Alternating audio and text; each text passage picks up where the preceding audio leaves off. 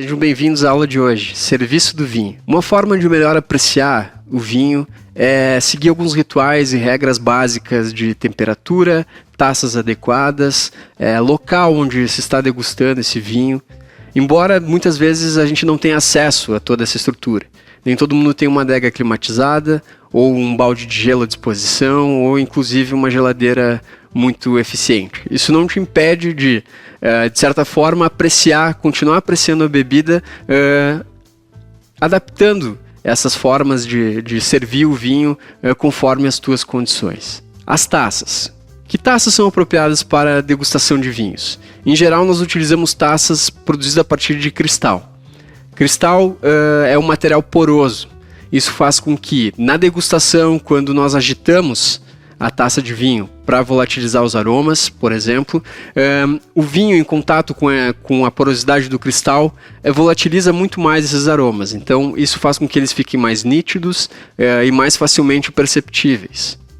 Ao contrário de uma taça de vidro, por exemplo, uma taça de vidro ela não tem essa porosidade e muitas vezes a intensidade aromática dos vinhos não são tão evidentes conforme o material com que a taça é feita. Pode-se também degustar vinhos em copos normais ou que não tenham esse formato. O formato da taça é específico para quê? A gente tem o pé da taça, e que justamente serve como uma base para apoiá-la. A haste é a forma correta de segurar uma taça de vinho, porque quando nós seguramos a taça pelo bojo, nós podemos aquecer o vinho com o calor das mãos. Então o ideal é que a gente segure sempre o vinho pela taça, pela haste, desculpa.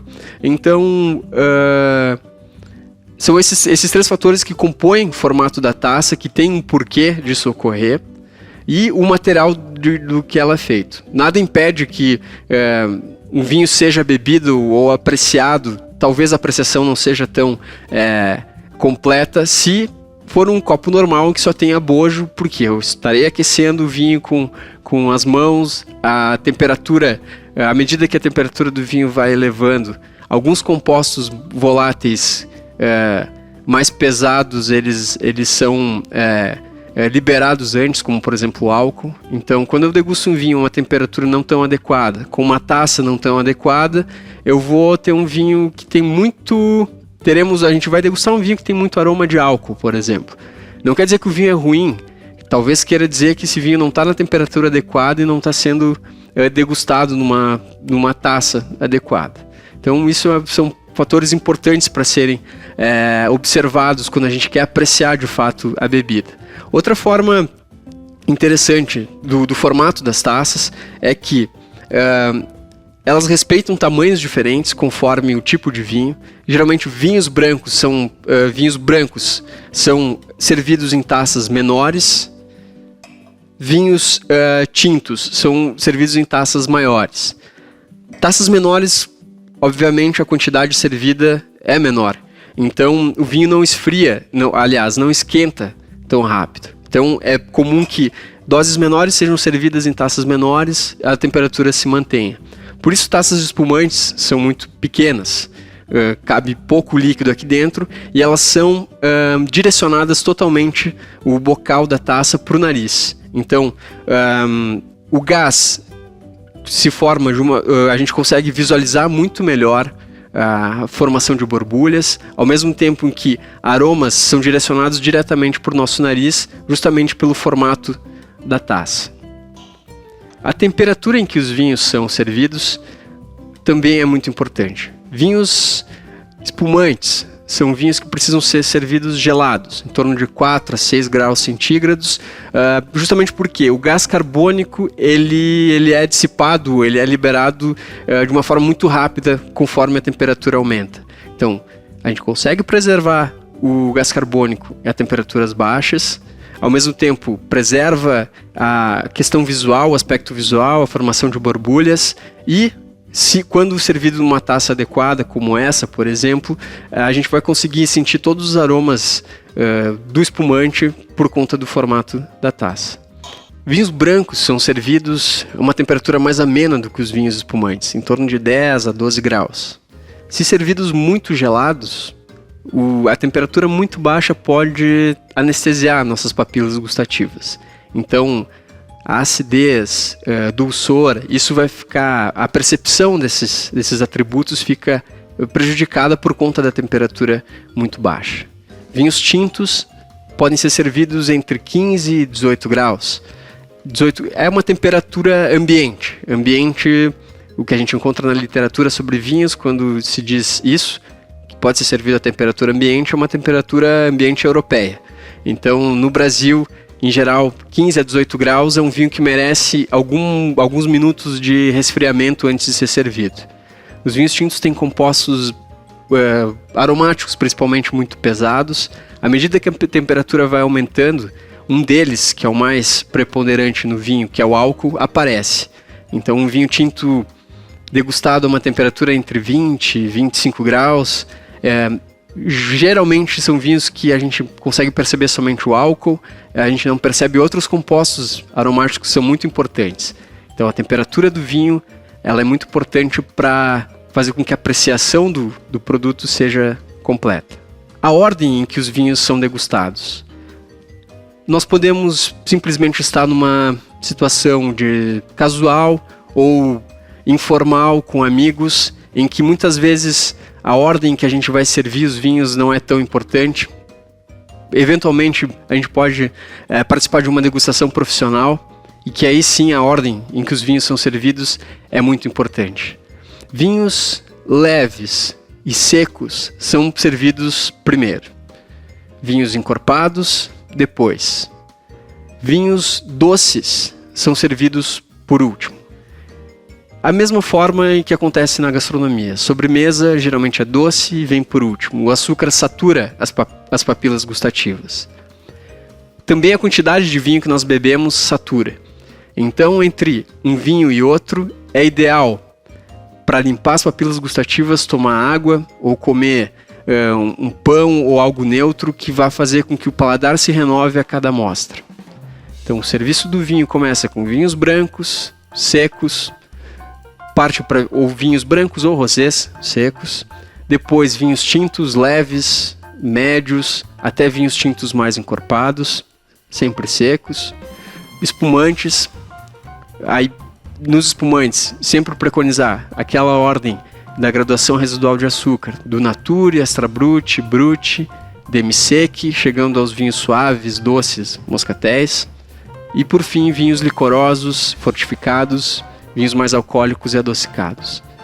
Seguindo essa ordem, nós vamos conseguir apreciar melhor a bebida e teremos uma experiência muito mais gratificante. Abrindo garrafas de espumante. Nós vamos aprender como abrir corretamente uma garrafa de espumante.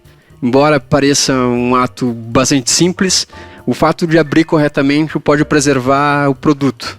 Então, o gás carbônico ele é muito sensível a agitações, e isso faz com que, se eu agito a garrafa e depois eu saco a rolha, eu vou perder não só líquido, mas também muito gás carbônico, que é parte fundamental da estrutura de um espumante. Então, o ato de abrir de uma forma delicada, fazendo com que a gente preserve o gás carbônico, é muito importante nesse caso. O ideal é que a gente abra e saque a rolha de uma forma que não ocorra muito barulho ou estampido. Quanto menos barulho ou estampido, quer dizer que menos gás foi dissipado nesse processo, que a gente está preservando o gás carbônico do espumante. Então, nada de agitar. Talvez no final do ano, em eventos, isso seja totalmente aceitável, mas se eu quero apreciar de fato a bebida ou o espumante que eu estou degustando, eu preciso preservar o que é a essência dele, que é o gás carbônico e suas borbulhas.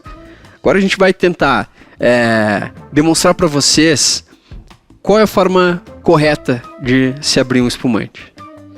Primeiro, todas as cápsulas, como em vinhos tintos, o espumante é envolto por uma cápsula, geralmente metálica, e todas elas têm um lacre. Indica o local onde vai ser aberto.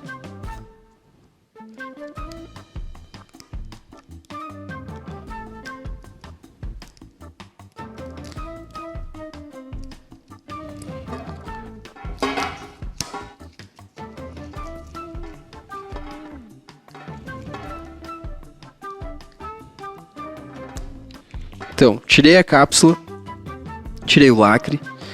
Vocês podem ver que além, deixar nessa posição aqui, além da rolha, a rolha está enclausurada ou presa por uma estrutura metálica que a gente chama de gaiola, certo? Em geral, eu utilizo uma técnica que eu prefiro abrir com a gaiola, porque fica muito mais o atrito com a mão, a forma de pegar faz com que se torne mais simples e mais seguro para abrir. Toda a gaiola tem uma espécie de chave que faz com que ela fique presa ao gargalo. O que a gente vai fazer é soltar essa chave aqui. Soltando a gaiola, eu vou pegar a garrafa pela base e, assim como abrindo um vinho com tampa-rosca, aos poucos eu vou manuseando a garrafa de modo a, aos poucos, ir soltando ela. A pressão, vocês vão sentir uma pressão interna na garrafa já empurrando a rolha para fora. O que você tem que fazer é uma pressão contrária, ou seja, segurar a rolha de forma que ela não seja expulsa de uma vez só.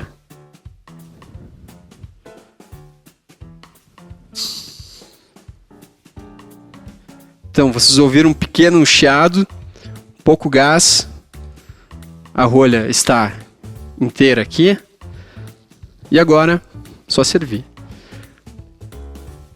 Ato importante aqui, além de abrir uma garrafa, servir um espumante. Sempre na posição inclinada a taça, para que não se forme muita espuma.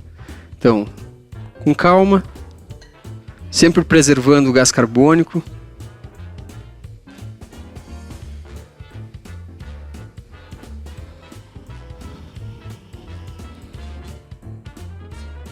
Pronto. Garrafa aberta, vinho servido. Saúde. Decanter.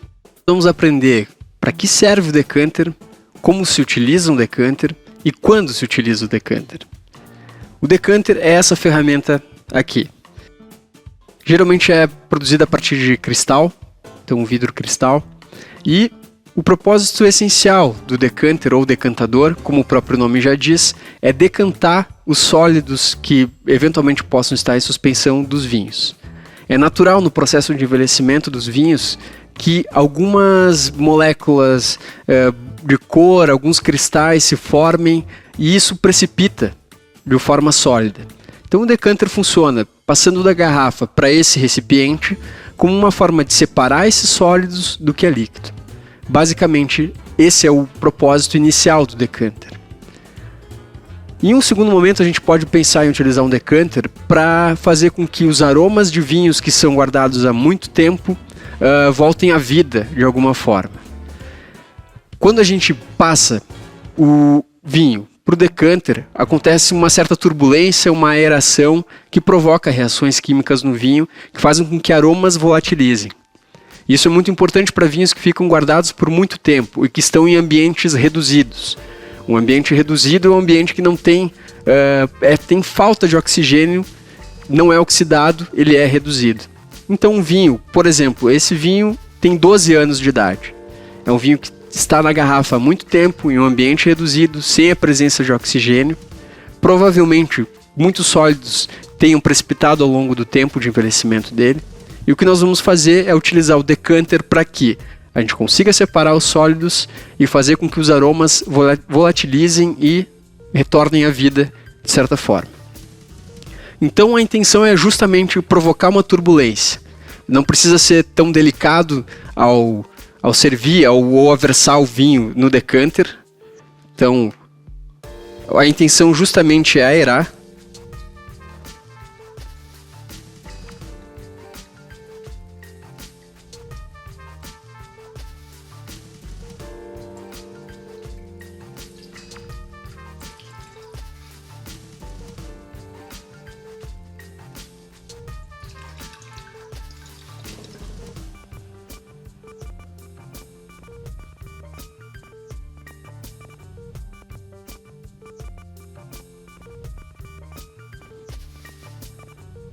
Pronto.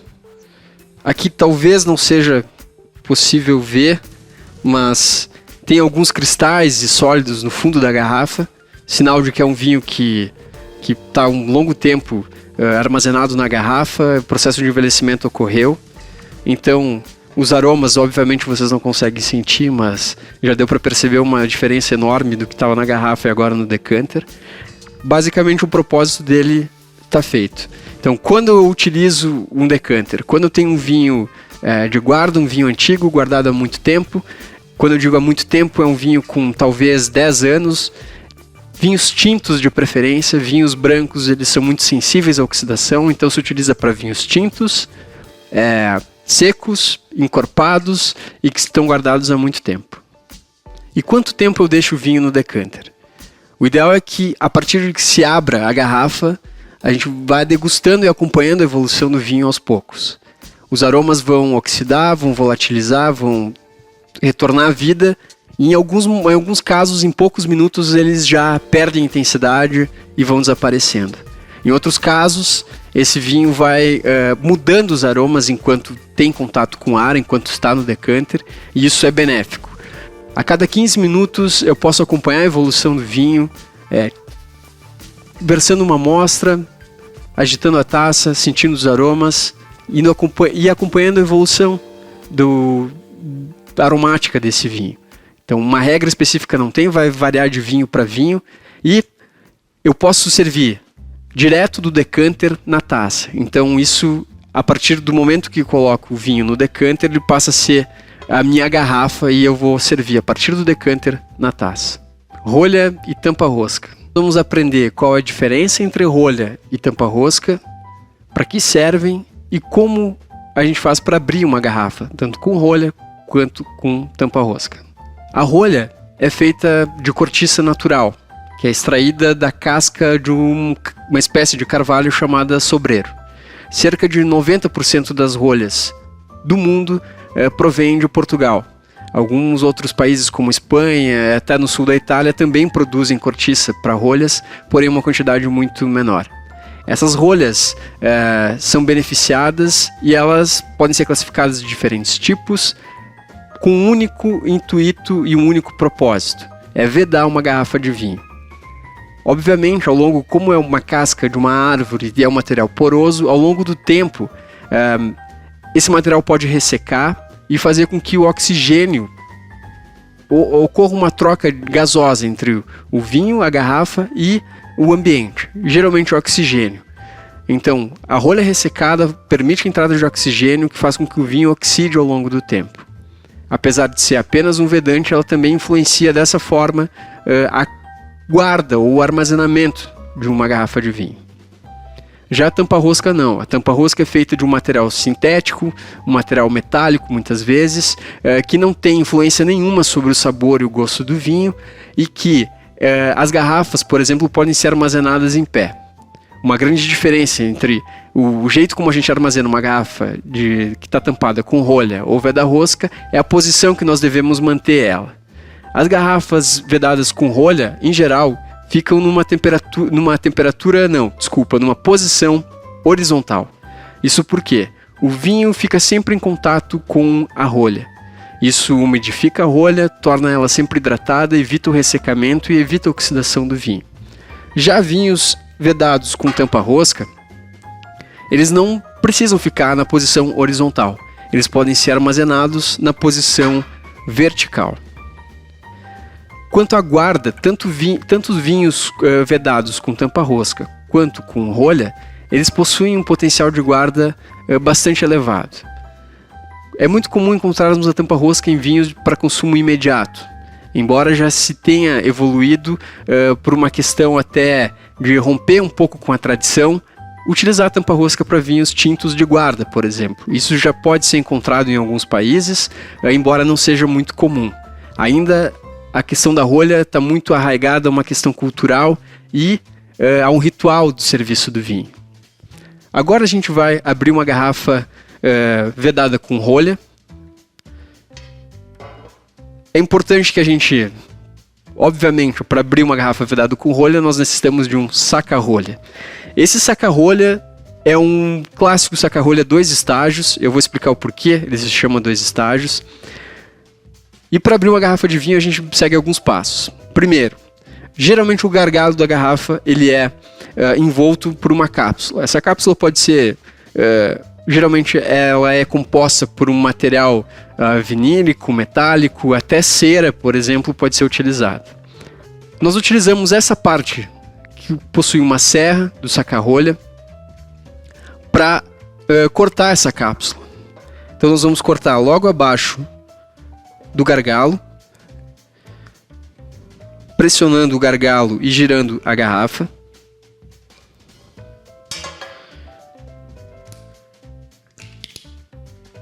Então tiramos a cápsula e nós podemos já ver a rolha, certo? Agora a gente vai mirar o espiral do saca-rolha no centro da rolha.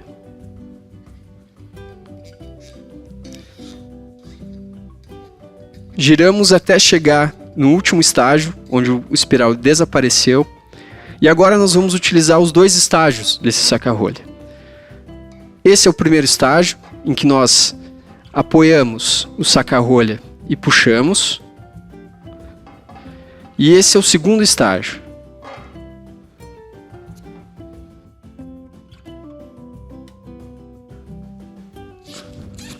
Sacamos a rolha. A gente pode perceber que é um vinho que foi armazenado na posição horizontal. Então, ele está marcado pelo vinho tinto. É muito interessante prestar muita atenção nesse passo, porque em restaurantes, por exemplo, após abrir a garrafa, o garçom geralmente o que faz, ou o sommelier da casa, fornece a rolha para que vocês cheirem. Basicamente, sendo bem prático, cheirar a rolha não quer dizer nada.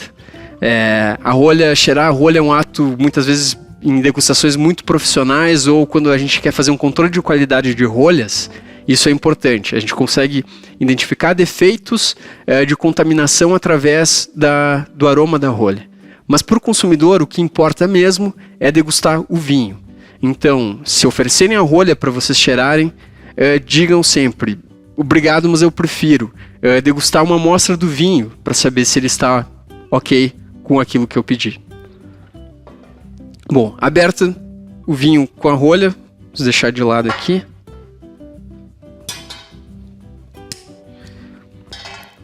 Vamos aprender como abrir um vinho tampa-rosca. Muito mais prático, porque muitas vezes é comum em vinhos com rolha ir à casa de amigos que não tem saca-rolhas. Bom, o que eu faço um vinho com rolha? Com tampa-rosca não tem esse problema. Nós não precisamos carregar um saca-rolha e a forma de abrir é muito simples.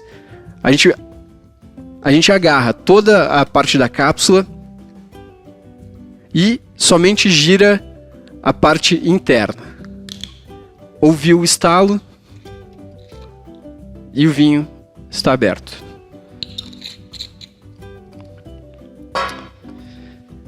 Essa foi a aula de hoje e esse conteúdo também está disponível no nosso material de apoio.